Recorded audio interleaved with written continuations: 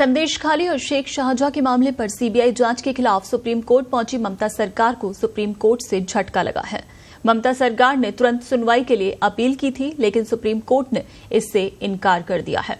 राज्य सरकार ने अपनी अर्जी में सुप्रीम कोर्ट से कहा कि राज्य उच्च न्यायालय के आदेश पर अंतरिम रोक चाहता है। सुप्रीम कोर्ट में पश्चिम बंगाल सरकार को फिलहाल कोई फौरी राहत नहीं मिली है।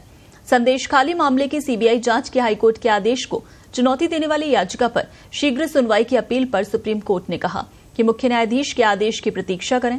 याचिका में पश्चिम बंगाल सरकार ने दलील दी है कि हाईकोर्ट द्वारा 4:30 बजे तक का समय दिया गया, वो हमारे अधिकारों का हनन करता है। बेबुनियाद आरोप लगाकर सीबीआई को केस ट्रांसफर किया गया, जबकि हमारी एसआईटी जांच कर रही थी। राज्य सरकार ने कहा कि सीबीआई को केस ट्रांसफर करना गलत है, ये सुप्रीम कोर्ट के पुराने आदेशों का उल्लंघन है। राज्य की पुलिस ने इस मामले में तेजी दिखाई और इसकी अभी भी जांच चल रही है। एएसजी का हाईकोर्ट में कहना था कि शाहजहां शेख पर पहले से ही लगभग 40 एफआईआर दर्ज हैं, लेकिन उसकी गिरफ्तारी ईडी पर हमला मामले में दर्ज की गई 2 एफआईआर में किया गया है। ये राज्य की भावना को दर्शाता है। वहीं राज्य सरकार की ओर से कहा गया कि पश्चिम बंगाल पुलिस से हाईकोर्ट के आदेश को इस तरह समझा कि हाईकोर्ट ने सिर्फ ईडी के साथ हुई घटना की जांच के लिए एसआईटी बनाने पर रोक लगाई, इसलिए हमने शाहजहां शेख पर अपनी कार्रवाई जारी रखते हुए उसे गिरफ्तार कर लिया। दरअसल 5 जनवरी को पश्चिम बंगाल राशन घोटाला मामले में अकुंजीपारा से शेख के आवास पर छापेमारी करने पहुंची ईडी अधिकारियों को करीब 200 स्थानीय लोगों ने उन पर हमला किया।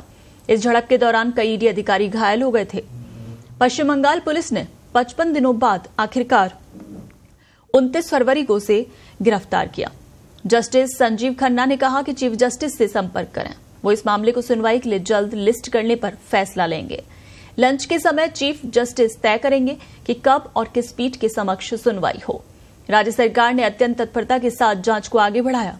शेख शाहजहां को उच्च न्यायालय द्वारा ये स्पष्ट किए जाने के तुरंत बाद गिरफ्तार कर लिया गया कि उनकी गिरफ्तारी पर कोई रोक नहीं है।